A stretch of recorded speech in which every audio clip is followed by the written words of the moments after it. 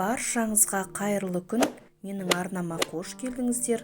Бүгін сіздермен балалық шақтың бал дәмін еске түсіретін, қамыры өте жұмсақ, нәзік, үлпілдек болып шығатын лакомканың рецептісін ұсынатын боламын.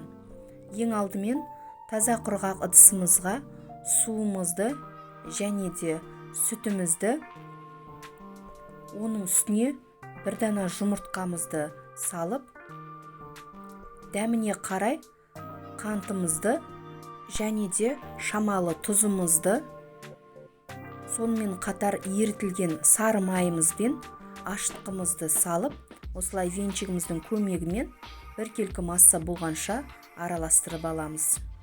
Дәл осы массамыздың үстіне алдын ала електен өткізіп алған ұнымызды екі бөліп қосып, жұп-жұмсақ нәзік қамыр дайындап аламыз. Ұнымызды міндетті түрде електен өткізіп алып қосқан жөн. Осылай қамырымызды илеп алғаннан кейін бетін целлофан пакетпен жауып, 1 сағат көлемінде көтерілу үшін жылы жерге қалдырамыз.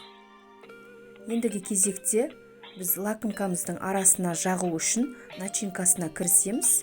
Ол үшін бізге сгущенка және де 82% сары май қажет болады. Екеуін осылай ыдысқа салып, миксеріміздің көмегімен осылай майымыз ергенше жақсылап миксерлеп аламыз. Дайын болған кремімізді осылай кондитерлік қалташыққа салып дайындап қоямыз. Келесі кезекте бізге жаңғақ және де бір дана лакомка қажет болады. Барлығын осылай блендердің ыдысына салып, жақсылап майдалап үгітіп аламыз. Міне біздің қамырымыз ашып дайын болып тұр.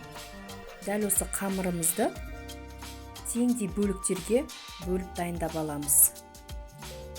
Егер кондитерлік таразыңыз болса, барлығы біркелкі болу үшін кондитерлік таразыны пайдалансаңыздар болады. Мен осылай көз мөлшермен барлығын бірдей теңдей бөліктерге бөліп дайындап алдым. Рецептің толық құрамы мен мөлшерін төменде описание бөлімінде жазып қалдыратын боламын. Дәл сол жерге кіріп, сіздер де жасап көрсеңіздер болады. Міне, осылай барлығын домалақта біркелкі етіп алғаннан кейін, шамалы ұн себе отырып, домалақ етіп жайып аламыз. Жайып алған қамырымызды бір-біріне біріктіріп, осылай беттестіріп, формамызға салып, бетін жауып 10-15 минутқа қалдырамыз. Шамалы уақыт өткеннен кейін осылай бетіне жұмыртқаның сарысын жағып, алдын ала қызып тұрған пешімізде беті сарғайғанша пісіріп аламыз. Міне біздің пісіп шыққан лакомкаларымыз дайын.